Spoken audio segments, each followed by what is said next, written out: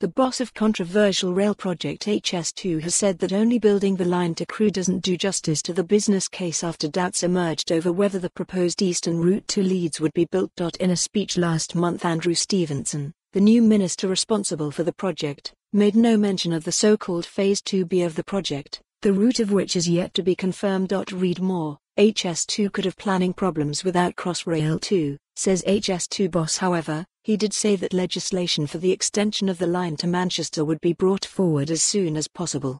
Speaking to City A.M, the project's chief executive Mark Thurston confirmed that the government was committed to the whole of the planned line, saying that intercity connectivity was a crucial part of what HS2 is about. He did confirm that Phase 2B, which includes both the Crewe to Manchester and Birmingham to Leeds parts of the plan, was currently on pause while the government works out what the best option is for rail in the north.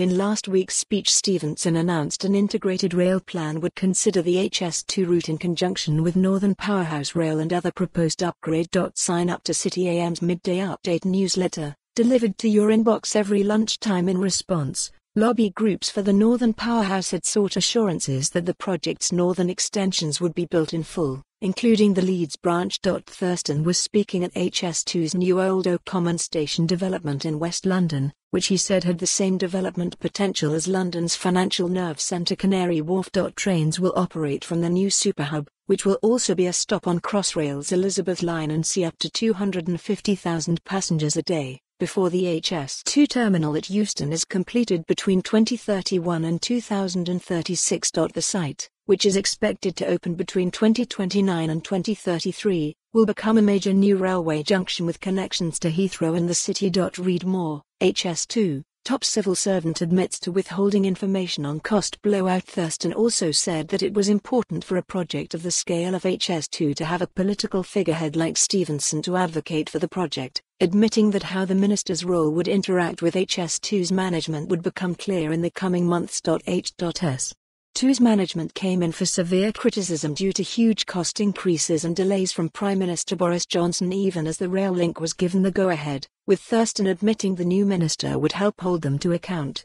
For more on this story, visit the news article link.